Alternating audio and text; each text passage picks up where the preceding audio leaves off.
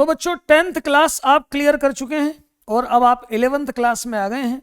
10th और 11th में बेटा एक बहुत बड़ा गैप है। 10th तक आप अलग, आपकी एक सोच थी, आप कोर्स भी जल्दी कर लेते थे, कई बार रिवीजन भी कर लेते थे और अच्छे मार्किंग भी ले आते थे, सब कुछ हो जाता था। पर 11th में अब आपने सब्जेक्ट ले लिया है, पीसीएम लिया है, पीसीबी लिया है, जो भी मैथ्स लिया है, बायो लिया है, अब आपको एक थोड़ा सा अलग ढंग से सोचना पड़ेगा, थोड़ी मैच्योरिटी लाना पड़ेगी। मतलब वर्क भी बढ़ जाएगा, तो उसके लिए कुछ योजना बनाना पड़ेगी, कुछ लक्ष्य निर्धारित करना पड़ेगा। तो किस तरह से आपकी प्लानिंग होना चाहिए, अब इसके बाद से आपको कैसा सोचना है, किस तरह से प्रिपरेशन करना है, इस पर हमें समझना बहुत जरूरी है, विचार करना बहुत जरूरी है। क्योंकि अभी यदि आप उसको पहले वाले से एनालिसिस करेंगे कि पहले तो मुझे सब फटाफट समझ में आ जाता था, अब ये 11th में आया हूं तो कुछ समझ में नहीं आ रहा, कठिन लग रहा है, ऑब्वियस है कि थोड़ा सा हार्ड भी लगेगा। अभी तक आप सभी सब्जेक्ट पढ़ते थे, अब आप पर्टिकुलर ब्रांच में आए और उस सब्जेक्ट में आपको महारत हासिल करना है और मतलब मेहनत भी करना है। आपका कंपटीशन पहले थोड़ा सा लिमिटेड था, अपनी क्लास में था, यहाँ तक कि बोर्ड एग्जाम तक था। अब यदि इसके साथ मान लो आप कॉम्पिटिटिव एग्जाम वगैरह भी करना चाहते हैं तो अब आपका जो कंपटीशन है वो पूरे नेशनल लेवल पर हो गया है। मतलब अब बहुत सारे बच्चे हैं जो ब्रिलियंट हैं और बहुत सारे बच्चे हैं जो एग्जाम के लिए प्रिपरेशन कर रहे हैं और वहां से आपका कॉम्पिटिशन चालू हुआ है। लेकिन डरने की जरूरत नहीं है बेटा।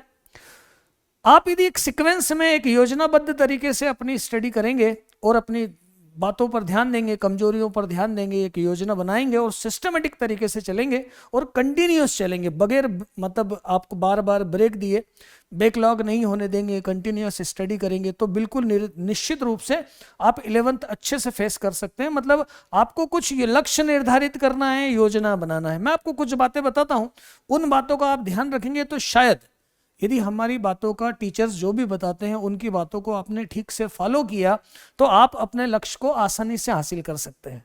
ऐसा नहीं सोचें कि बहुत सारा कंपटीशन है, आप अपना कैसे 100% कर सकते हैं, निरंतरता ला सकते हैं, कैसी मैच्योरिटी से आप अच्छी स्टडी कर सकते हैं, अपनी कमजोरियों पर ध्यान दे सकते हैं, ये सब आप डिसाइड कर सकते हैं। तो आप कुछ बातें मैं आपको बताने जा रहा हूं यहाँ, जैसे कि आप किन चीजों में वीक हैं। जैसे मैथ से आप कैलकुलेशन आपका वीक है तो कैलकुलेशन स्ट्रांग करो, अलजेब्रा वीक है, ज्योमेट्री वीक है, कौन से आपके ऐसे पार्ट हैं जहां पर आप कमजोर पड़ जाते हैं, मतलब जहां आप कंफ्यूजन हो जाता है कि यार ये चैप्टर मुझे हार्ड लगता है, तो उन चीजों को पहले देखो कि कहां कहां आपको प्रॉब्लम आ रही है।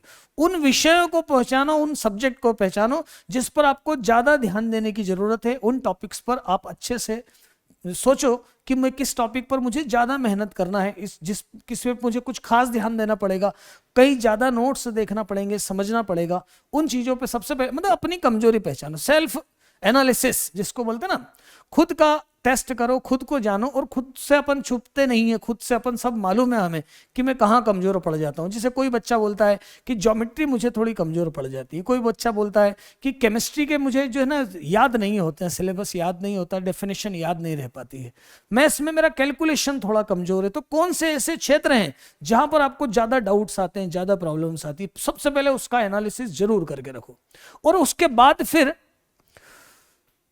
लक्ष्य निर्धारित करो। मतलब पहले से डिसाइड कर दो, डिक्लेयर कर दो कि मैं इस साल इतना परसेंटेज बनाने वाला हूं।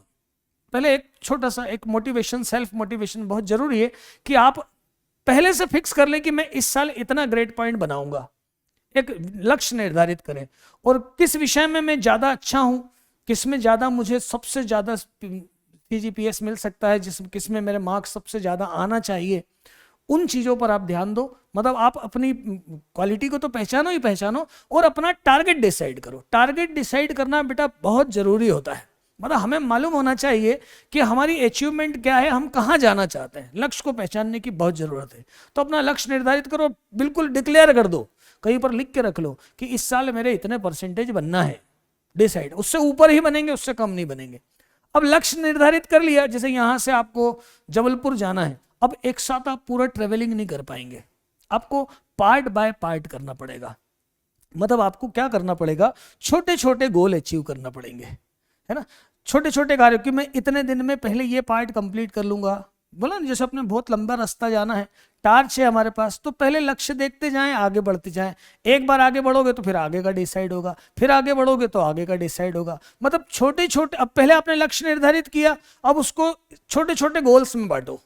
छोटे छोटे पार्ट में बांटो कि ये वाला पार्ट मुझे इस मंथ में करना ही है या 10 दिन में मुझे ये करना ही है, और फिर इसके बाद मुझे मतलब एक सीक्वेंस बनाएंगे तो थोड़ा सा आसान हो जाएगा।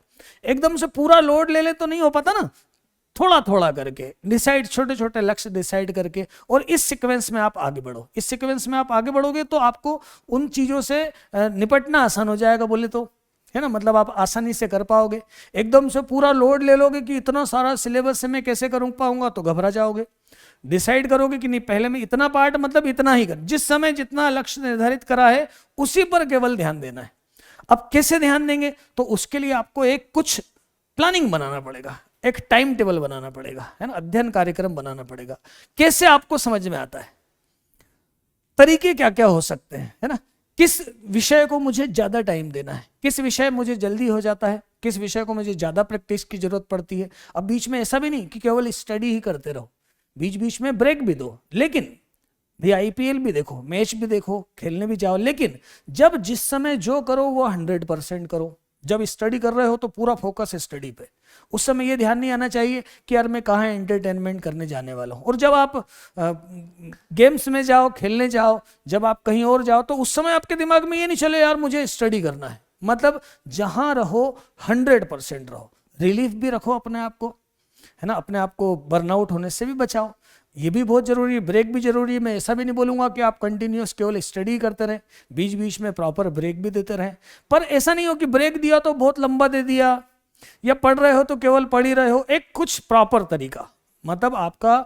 मैनेजमेंट अच्छा होना चाहिए, अध्ययन कार्यक्रम आपका कैसे आप स्टडी करना चाह रहे हैं वो आपका बिल्कुल प्रॉपर होना चाहिए। ये चीज बहुत जरूरी है, ये बहुत जरूरी है। अब बोले कैसे याद करें, कभी याद नहीं होता है, लिख के रख लो, नोट्स बनाओ, है ना, प्रैक्टिस करो। कैसे अलग अलग तरीकों से समझ सकते हैं, कौन कौन से मैं लेक्चर कहाँ कहाँ देखूं, जो लेक्चर में परेशानी है उसको लेक्चर को रिपीट करो, जो लेक्चर जल्दी समझ में आ जाए उसको थोड़ा सा ज़्यादा स्पीड में देख सकते हो।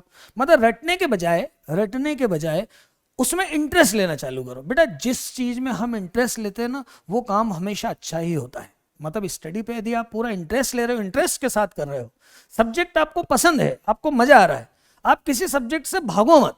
ये मत बोलो कि यार ये सब्जेक्ट तो मुझे बेकार लगता है, ये सब्जेक्ट मुझे अच्छा नहीं लगता है। उसको आप याद करने का, उसको समझने का तरीका देखो कि किस तरीके से मैं इसको आसानी से कवर कर सकता हूँ, किस टीचर के मैं नोट्स देखूं, लेक्चर देखूंगा तो मुझे अच्छे से समझ में आ जाएगा। ये छोटी छोटी बातों का आप ध्यान रखो। मतलब समझना प्रायोरिटी काम है।